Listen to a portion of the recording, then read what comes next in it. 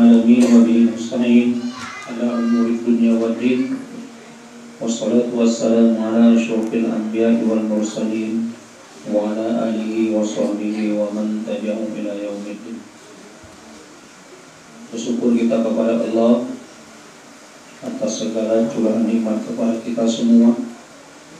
Pada malam hari ini kita diberikannya kesehatan dan kesempatan kita bisa duduk di majelis ini, kita bisa melaksanakan sholat maghrib berjamaah. Kita sudah juga berdoa bersama-sama. Mudah-mudahan beberapa rangkaian ibadah yang kita lakukan pada malam hari ini merupakan ibadah amal soleh bagi kita. Mudah-mudahan menjadi ladang ibadah kepada kita semua. Amin ya rabbal alamin. Kemudian selawat dan salam pada junjungan kita Nabi Muhammad Rasulullah SAW, yang mudah-mudahan kita istiqomah menjalankan sunnahnya. InsyaAllah syafaatnya kelak bersama kita.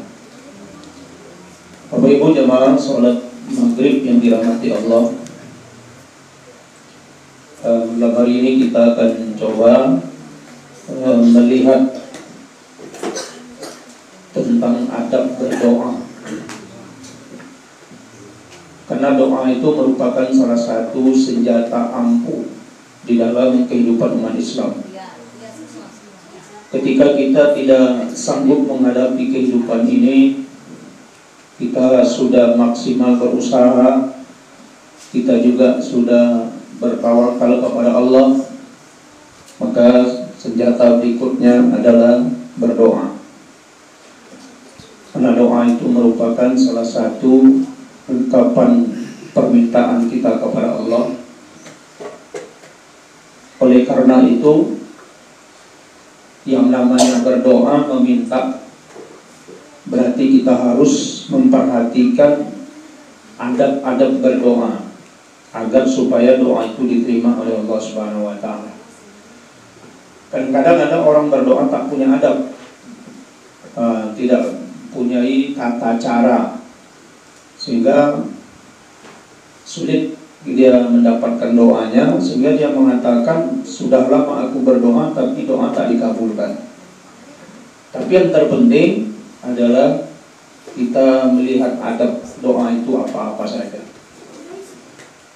Tadi kita lihat dulu pendapat jumhur ulama tentang berdoa itu hukumnya adalah mustahabun. Mustahabun artinya disukai, sunat hukumnya. Ketika kita berdoa,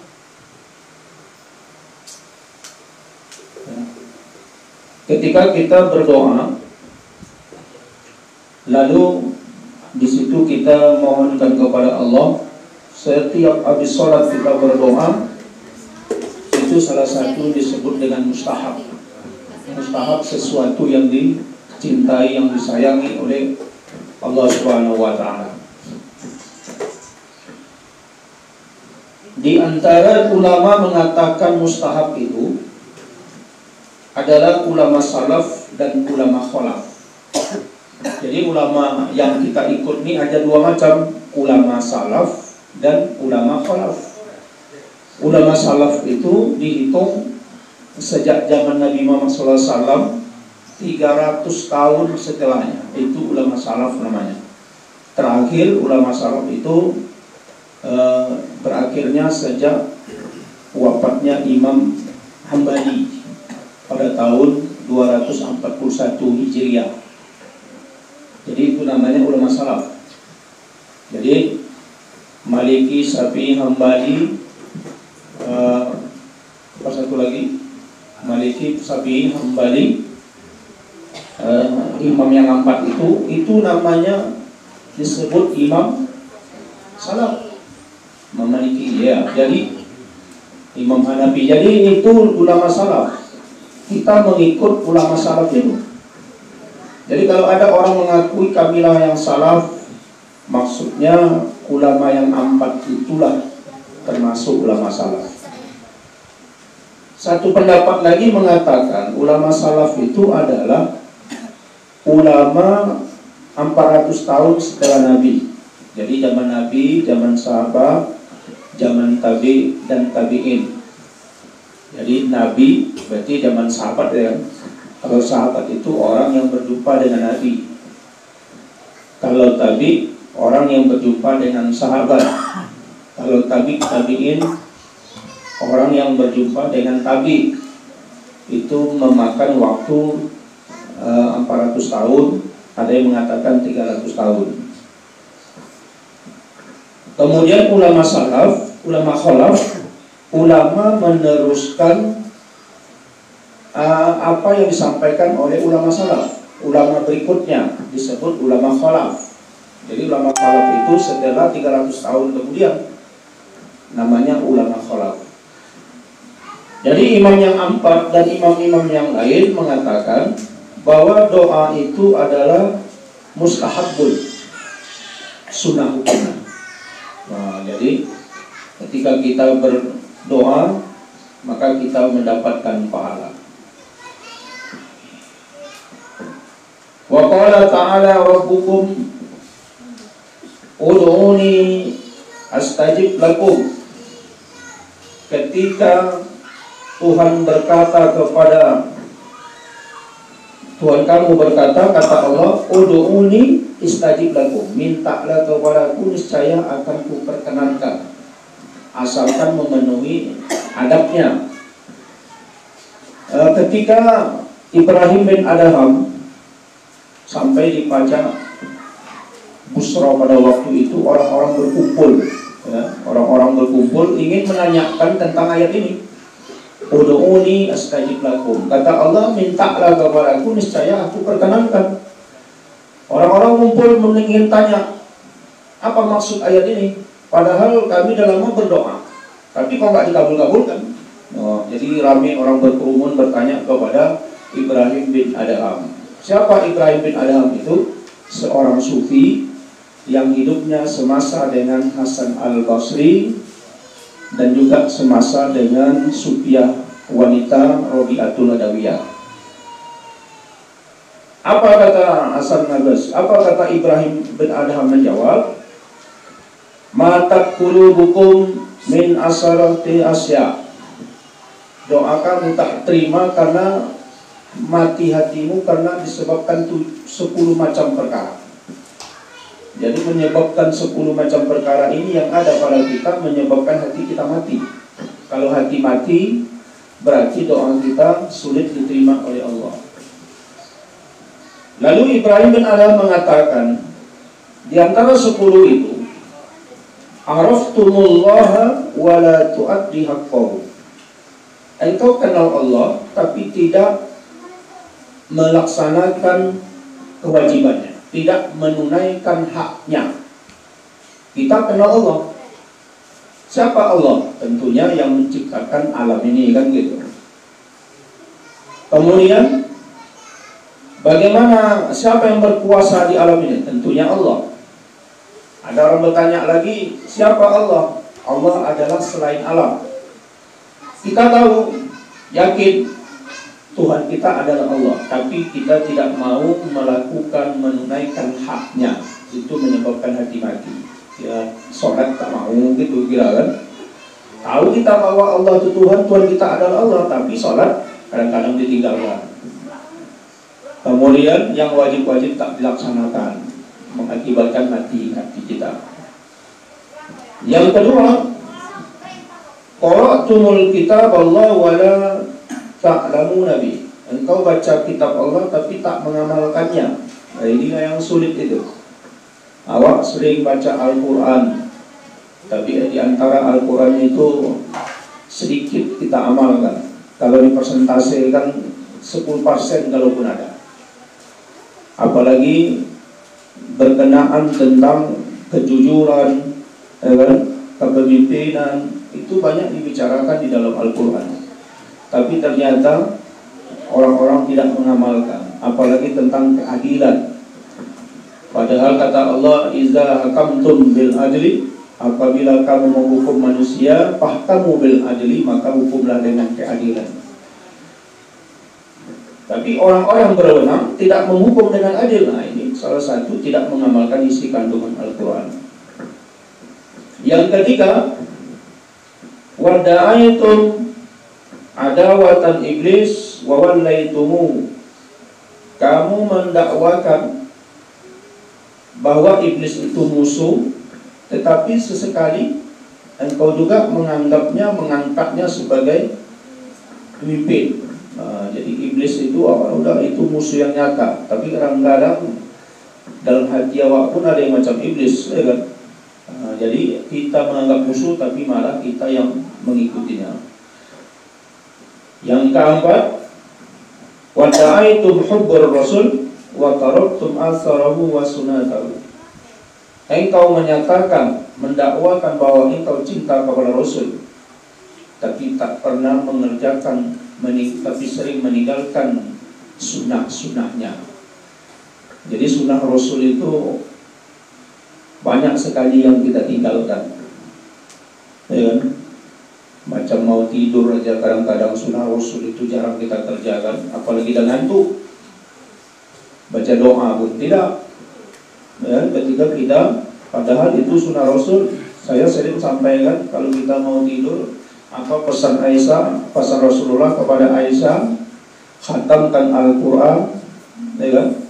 Kemudian laksanakan haji dan umrah, kemudian jadikan para nabi itu memberikan syafaat kepadamu, jadikan kaum muslimin itu sebagai ridho kepadamu. Ada 4 amalan ketika kita mau tidur. Itu sunnah Rasul, karena itu dianjurkan oleh Rasulullah kepada istrinya Aisyah. Tapi kadang-kadang itu pun kadang-kadang kita tinggalkan. Atau mungkin ketika kita habis berwudu, ada doa yang kadang-kadang kita sering tinggalkan, doa habis berwudu. Jadi doa habis berwudu itu sangat besar pahalanya. Ada lagi ketika di dalam sholat, tasahud akhir, innaka hamidum majid, Rasulullah menganjurkan kepada kita supaya tambah doa itu. Allahumma inni a'udzubika min azabi jahannam wa min azabil qabri wa min fitnati mahya wal mamat wa min fitnati masihid dajjal. Itu kan hadis Rasul. Tapi kadang-kadang kita pun sering meninggalkannya. Kemudian yang berikutnya, wada'aitum khawfun nar walam tantahu anhu dzunub, engkau mendakwakan, engkau menyatakan bahwa engkau takut neraka, tetapi engkau tidak mencegah untuk berbuat dosa. Takut neraka iya, tapi dosa dikerjakan juga. Lalu wada'aitum innal mauta haqqun walam tasta'tadu lahu, engkau mendakwakan, mengakui bahwa mati itu benar, tapi tak mau untuk membuat persiapan. Itu kata Ibrahim bin Adham. Kita yakin mati itu pasti datang, cuman kita tak mau membuat persiapan untuk mati. Jadi ketika sampai ajal kita, disitulah kita mau bersiap untuk mempersiapkan kematian, apa yang harus kita bawa. Tapi kadang-kadang kita banyak lupa. Nah, Bapak Ibu sekalian, lalu kita lihat lagi firman Allah, ud'u rabbakum tadarru'an wa khufyah, berdoalah kepada Tuhanmu secara khusyuk dan khufyah.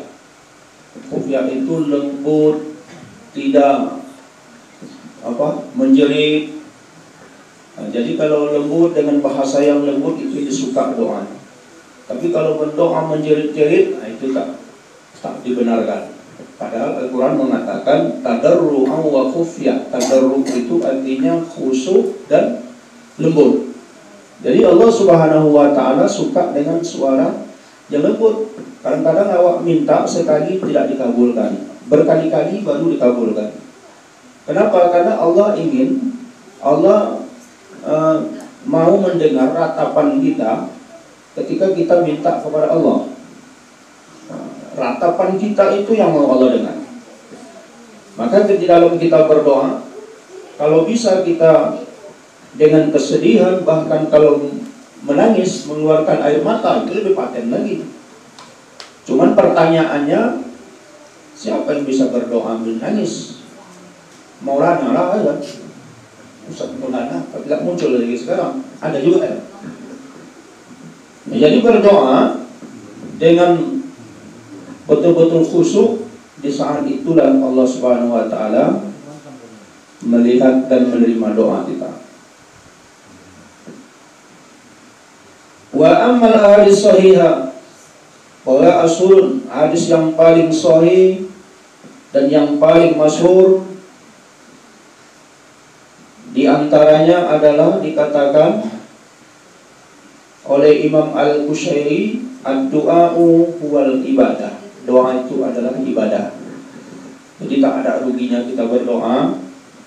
Apapun permintaan kita, selama permintaan itu yang dihalalkan oleh syariat, tidak pun terkabulkan, tapi itu dikira ibadah oleh Allah. Jadi ibadah berarti kalaupun tidak dikabulkan di atas dunia ini, nanti Allah akan tunjukkan doa itu di akhirat nanti. Jadi awak jangan berkecil hati ketika kita berdoa merasa tak dikabulkan, padahal Allah kumpulkan doa itu nanti di akhirat Allah tunjukkan, ini doa kau di atas dunia dulu. Jadi awak ini maunya begitu berdoa langsung instan, hari ini minta, besok dikabulkan. Siapa kita rupanya? Ibadah kita gimana? Grafik ibadah kita kalau semakin menurun, ibadah kita pun kalau sudah menurun ibadah, maka doa kita pun lama dikabulkan. Jadi orang-orang yang banyak ibadahnya setiap malam dia tahajud, ketika dia sakit nggak perlu dia ke dokter, bacanya Jail Putih itu, bacanya Fatihah, sembuh. Di situ ada doa, begitu dia baca langsung Allah terima doanya. Itu orang-orang yang ibadahnya banyak. Tapi kalau ibadah orang yang pas-pasan, nah, nanti lah dulu, gitu. Nah, kemudian ikhtalafan nasu, ada lagi orang berpendapat mana yang bagus, berdoa itu diam aja atau bersuara. Nah, gitu kan. Diam maksudnya di dalam hati, atau kita ucapkan pakai suara.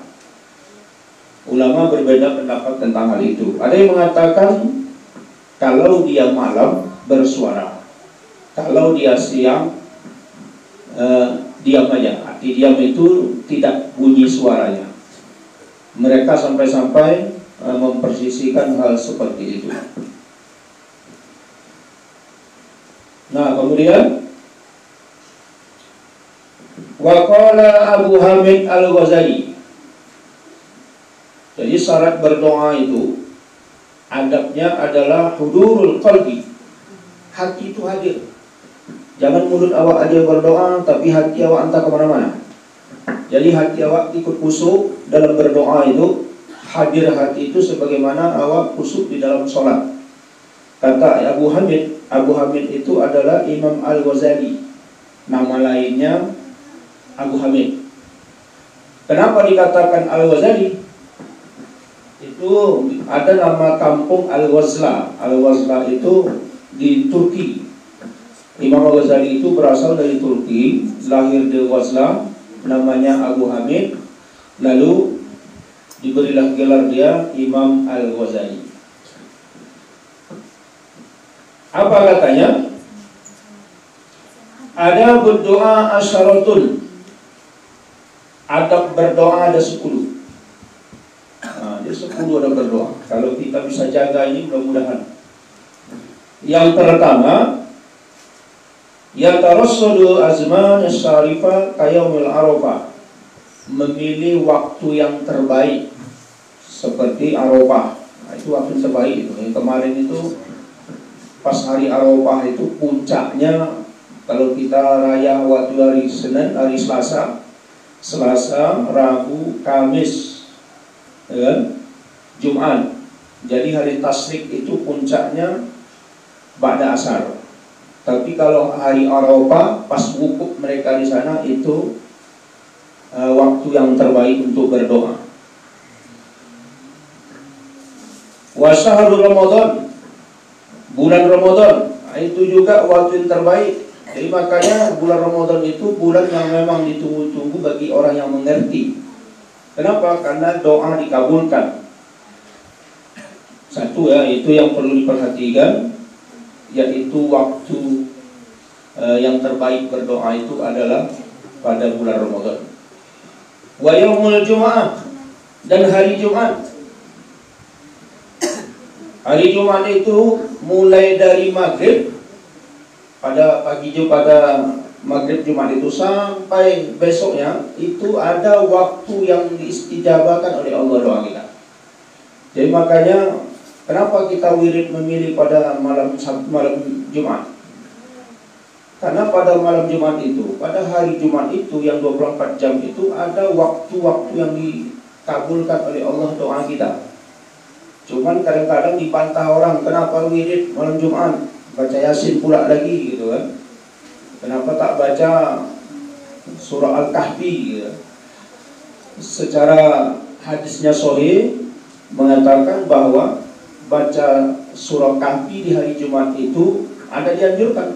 Tapi surah Kahfi, surah Yasin, sebagian orang mengatakan hadisnya tak sahih. Tapi ada bunyi hadis mengatakan bahwa pada hari Jumat itu siapa yang membaca man qara'a Yasin fi lailatal Jumat, siapa yang membaca Yasin pada malam Jumat, maka asbah maghfuran, pada pagi harinya diampunkan oleh Allah dosa. Jadi kalau saya di Amaliyah kemarin tak ada situ orang Muhammadiyah ya kan? Alasannya tak ada hadisnya.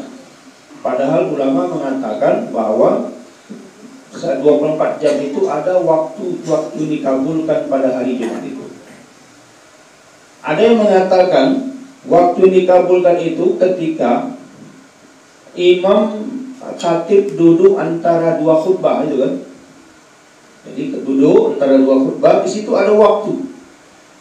Bagi jemaah kita yang sholat dianjurkan untuk berdoa sesingkat mungkin. Sementara khatib duduk antara dua khutbah di atas mimbar itu. Begitu juga si imam disunnahkan dia membaca surah Al-Ikhlas dan dia juga berdoa yang singkat. Jadi saya baca di dalam buku kelebihan hari Jumat. Ternyata hari Jumat itu begitu banyak kelebihannya. Bahkan pernah saya sampaikan ketika pada malam Jumat itu ruh-ruh di kuburan keluar untuk menunggu kiriman dari keluarganya. Jadi makanya kalau kita wirid, buatlah orang-orang yang mau kita bacakan doa, ya kan? Dari mertua, kalaupun orang tua, mertua, tapi tidak banyak kali. Ini pula sampai segini pula. Cuma orang bacakannya. Saya pernah membacakan doa yang berkirim doa, tapi segini. Cuma membaca. Terakhir habis waktu baca itu aja. Itu panjang kali. Kenapa? Semua ikut. Sepupu, dua pupu, tetangga, semuanya masukkannya. Gak usah apalah macam itu, kasihan tukang doa. Terpaksa panjang doanya, panjang juga isinya kan? Isinya. Ini mentang-mentang di rumah dia ada kenduri, makanannya nasi, dibantai panjang-panjang berkirim doa. Tapi ada pula yang nekat. Saya malas saya nyebut satu persatu. Kenapa? Bilang aja Allah maghfir lahum warhamhum, selesai. Iya pula pikir kan. Ada satu kitab, kalau kita membaca, kita khususkan kepada orang kita sebutkan namanya, lalu kita hadiahkan bacaan kita, dia langsung terima di sana. Macam paket dia langsung terima, nggak bagi-bagi. Tapi kalau tak disebut namanya, walil muslimina wal muslimat wal mu'minina wal mu'minat, dapat juga, tapi berebut. Betul. Mana yang banyak, mana yang cepat, dia mana yang banyak. Itu kelebihan hari Jumat. Apatah lagi mati pada hari Jumat. Wah, man tuwfiya yaumal jum'ah, siapa yang mati pada hari Jumat, wuqiya alaihi al-azabul qabr, diselamatkan dia dari azab kubur. Jadi mudah-mudahan kita semua mati nanti hari Jumat, besok. Jangan besok, cepat hari ya kan. Pokoknya Jumat lah. Satu keberuntungan, kenapa? Karena memang Allah sediakan kelebihan hari Jumat itu. Siapa yang mati pada hari Jumat atau malam Jumat, maka dia akan mendapatkan fadilah daripada Jumat itu. Bahkan pada saya baca, orang kafir pun kalau mati hari Jumat, dia akan mendapatkan salah satu keringanan, tapi entah apa bentuknya nggak tahu lah. Tak mungkin pula macam awak keringanannya, tidak. Itulah kelebihan Allah berikan pada hari Jumat itu. Jadi berdoa pada hari Jumat itu adalah yang terbaik. Wasulusul akhir, sepertiga akhir, itu waktu yang terbaik berdoa. Sepertiga akhir malam. Cemana cara membagi sepertiga akhir malam ini? Dihitung dari jam 6 sore sampai jam 6 pagi. Berarti 12 jam. Malamnya 12 jam. Kita bagi 3. Berarti dari jam 6 ke jam 10, 10 jam 2, jam 2 ke 6. Berarti sepertiganya jam 10 sampai jam 2. Antara itulah. Berarti yang terbaik itu 10 sampai 12 jam 2. Berarti yang terbaik itu jam 2 lah tentunya. Atau yang terbaik lagi, sepertiganya lagi dibagi 4. Yang bagi 4 itu berarti 6, 9, 12, 3, 6. Sepertiganya yang mana? 12 ke 3. Itu yang terbaik. Jadi begitu cara baginya kata ulama fikih. Kemudian waktu ashar, waktu sahur. Ternyata itu waktu yang terbaik. Kita pilihlah waktu yang mulia. Waktu sahur itu waktu mulia. Waktu sahur itu bukan jam 2, jam 4:30. Jam 4 pun masih kecepatan. Jadi setengah jam sebelum subuh. Itu ternyata waktu sahur. Wal mustaghfirina bil ashar. Dan Al-Quran disebutkan wal mustaghfirina bil ashar, yang mereka itu minta ampun pada waktu sahur. Sahur itulah dia. Berarti jam 4:30. Ternyata di situ ada waktu yang mulia di situ. Itu yang pertama, yang perlu diperhatikan adabnya. Kemudian yang kedua, ayyal tanima ahwal sarifah, bergegas mencari keadaan tempat yang mulia. Kalau tadi kan waktu, kalau ini tempat. Mana tempat yang mulia itu? Atau keadaan yang mulia, bukan tempat ya, keadaan yang mulia. Kahalatis sujud, seperti sedang sujud. Ternyata sujud itu adalah hal atau keadaan yang sedang kita lakukan, karena kata Nabi, seorang hamba itu dekat kepada Tuhannya adalah dalam keadaan sujud. Maka diperbanyaklah doa. Jadi ada setengah orang sujudnya terakhir lama kali. Kenapa? Karena dia berdoa di situ. Disitulah meminta apa yang mau kita minta. Karena ketika itulah Allah dekat sama hambanya, maka ketika itu kita minta kepada Allah. Tapi jangan pada rakaat kedua, pada rakaat terakhir. Nanti pada rakaat kedua batal sholat, atau rakaat ketiga batal sholat. Yang boleh itu rakaat terakhir, karena di situ memang dibolehkan untuk berdoa panjang-panjang. Waltiqaul juyus, keadaan yang bagus lagi, yang mulia itu adalah ketika bertemunya dua tentara. Oh, ini musim perang nih, tentara kafir dan tentara muslim. Malah ketika itu doa yang dikabulkan. Bagaimana ketika Rasulullah SAW perang Badar itu bisa menang, gitu kan? Padahal umat Islam jumlahnya kan 300 orang.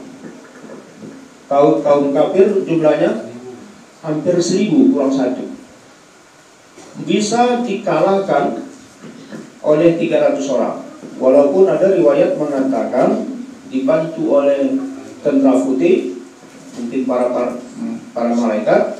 Tapi yang jelas ketika itu Rasul berdoa, minta pertolongan Allah Subhanahu wa taala.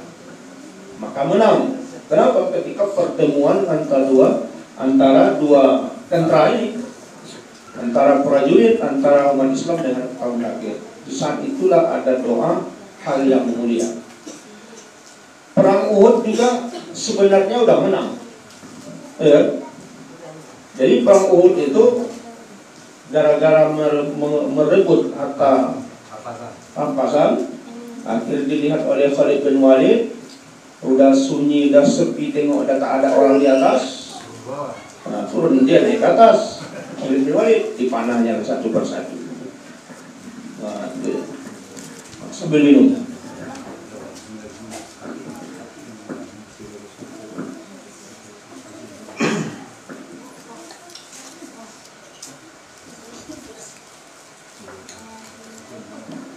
Kemudian apa lagi? Wa nuzulul ghais, sedang hujan turun. Nah itu tuh ahwal syarifah juga ya, tempat yang mulia juga itu, keadaan yang mulia. Sedang hujan turun, di situ berdoa. Apalagi sedang tahajud, hujan turun, di situ berdoa. Wa iqamus sholata wa ba'daha, ketika azan dan qomat. Ketika azan dan qomat, berarti di situ ada macam sholat sunat qobliyah, nanti di situ ada waktu ahwal syarifah. Au ba'daha, atau sesudah sholat. Sesudah sholat itu adalah waktu yang baik untuk berdoa. Cuma kadang-kadang kita malas berdoa pula habis sholat, padahal itu adalah tempat yang dikabulkan oleh Allah doanya. Lalu kata si pengarang, wahalu raqatul qalbu, ketika hati dalam keadaan gundah, terlawat gelisah, resah, ya kan? Ketika itulah dianjurkan berdoa, karena ketika itu disebut dengan ahwal syarifah, keadaan yang mulia. Itu yang kedua. Yang ketiga, istiqbalul qiblah, menghadap kiblat. Jadi berdoa itu adabnya menghadap kiblat, jangan membelakang kiblat. Dulu ada ustaz yang mengajar di Ismailia sana, Sesya Budit, siapa namanya, itu kalau kenduri suruh dia berdoa, disuruhnya jemaah itu menghadap kiblat semua. Enggak mau dia baca doa. Umpamanya kita wirid, ini kan berkeliling, ya kan? Ketika doa disuruh menghadap ke sana semua.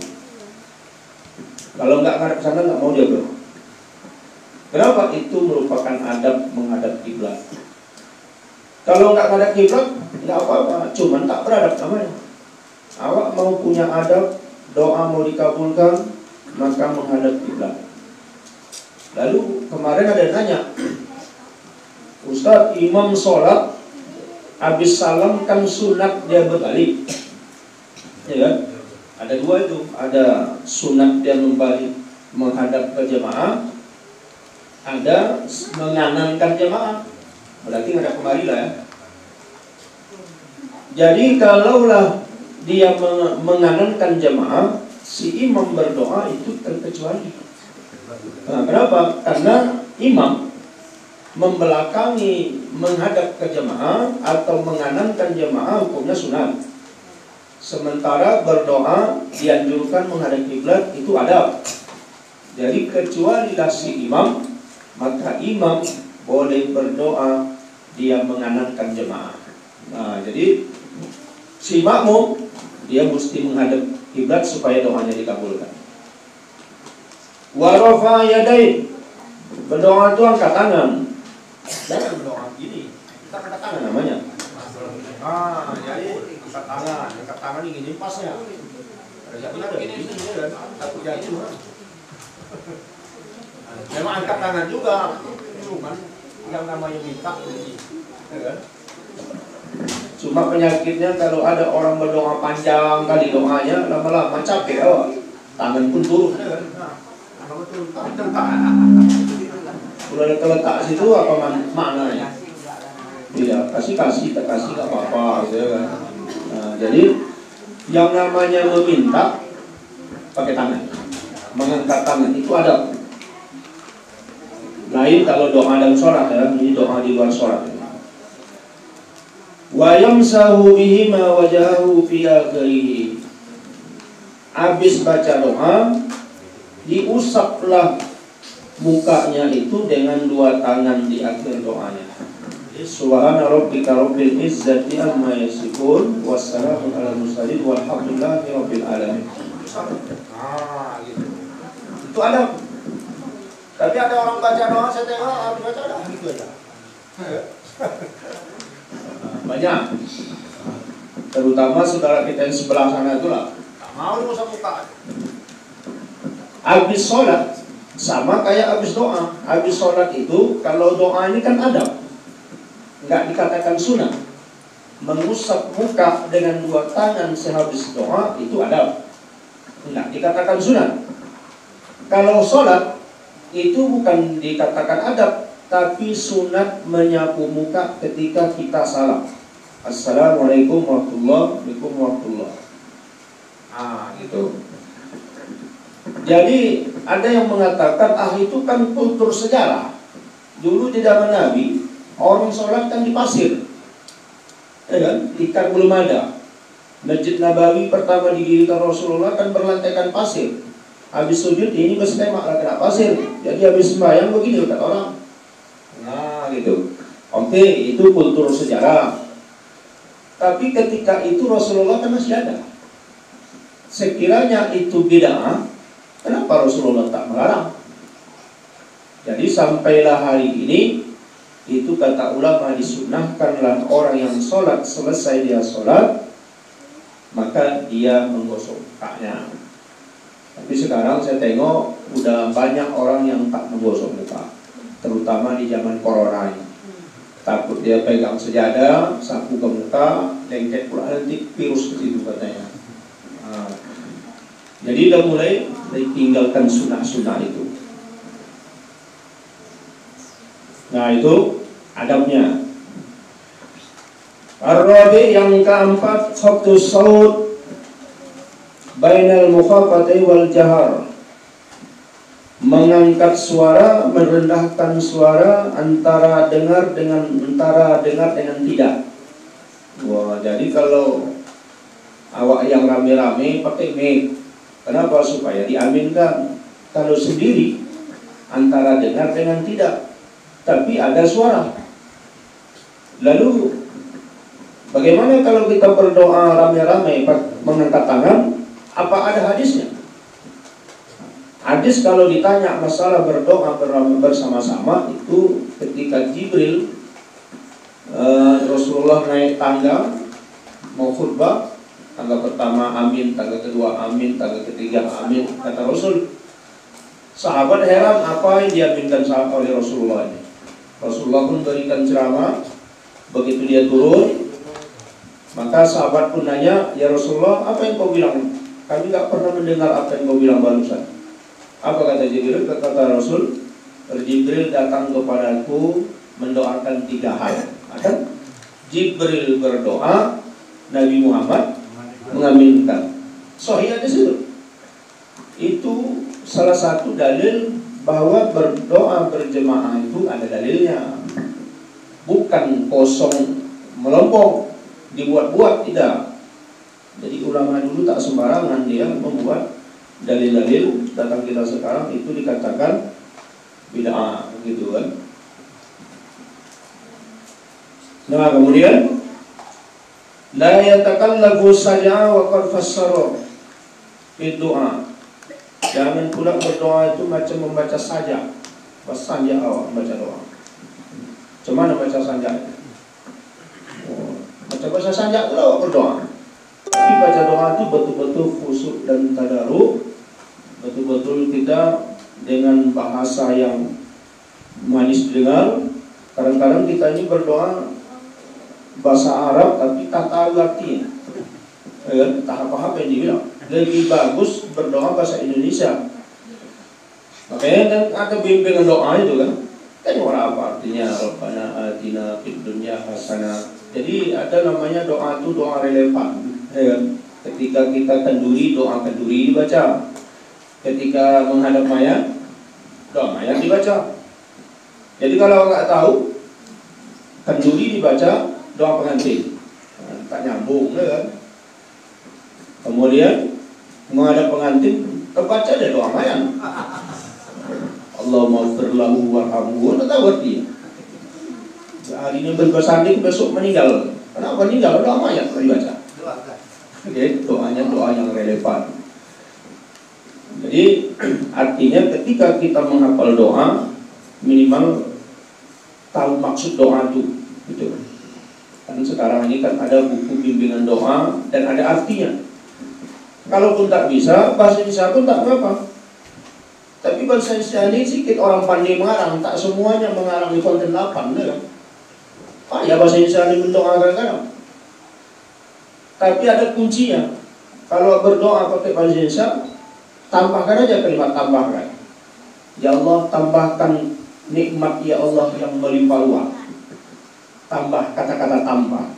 Melimpah ruah, udah melimpah ruah lagi. Tak tebak kecak dia sampai banyak rezeki. Minta rezeki yang bertambah. Ya Allah, tambahkan umurku berkah. Ya Allah, tambahkan ilmuku. Kata-kata tambah ya. Jadi itu kunci untuk berdoa bahasa Indonesia. Jadi bahasa Indonesia ini segampang. Kadang-kadang ustaz pun payah berdoa pakai bahasa Indonesia. Tak pandai musuhnya. Termasuk saya pun kadang-kadang tak bisa. Itu menengok kebiasaan juga. Tapi ada orang yang saya dapat di YouTube, ketika dia berdoa, mendoakan ibunya, mulai ibu itu hamil, mengandung kita, melahirkan, membesarkan kita, semuanya disebutnya secara sistematis berurutan, sehingga kita mendengarnya pun begitu enak mendengarnya, terlena kita mendengarnya. Itu baru paten. Tapi tak semua orang bisa macam itu. Jadi doanya doa yang betul-betul yang relevan lah, yang sesuai apa yang mau kita minta ketika kita menghadapi suasana itu. Nah, inilah menghadap-hadap dalam berdoa. Jadi kemudian ada lagi wa yulaha fid du'a yuqarru salasan, dan berdoa itu diulang-ulang 3 kali kalau permintaan itu sangat penting. Diulang 3 kali. Allahumma ighfir lana, Allahumma ighfirli wa liwalidayya warhamhuma. Warhamhuma itu warhamhuma artinya sayangi mereka berdua. Warhamhuma diulang 3 kali. Kenapa? Menunjukkan itu sangat penting. Yang tak kalah penting adalah ahammuhal was'arzu fil ijabah wa taubah wa ardul mazalim. Adabnya lagi bertobat dan membuang kezaliman. Kalau mau doa dikabulkan oleh Allah, bertobat. Tobat itu maksudnya apa? Sebelum kita berdoa kan istighfar, astagfirullahaladzim, gitu kan? Itu adabnya. Begitu kita baca istighfar, baca alhamdulillah, baca selawat, isi doa, kemudian ditutup selawat lagi, kemudian ditutup alhamdulillah, baru pas. Tapi ada orang berdoa, bismillah dia tak istighfar, baca alhamdulillah, baca selawat, yang terakhir baca alhamdulillah ya. Selawatnya kurang, juga kurang adabnya. Jadi jaga adab berdoa. Mudah-mudahan dengan adab itu Allah menerima doa kita. Amin ya rabbal alamin. Ini saja mungkin barangkali kaji kita malam hari ini. Udah belum? Ya. Nah, kalau belum coba ada pertanyaan silakan.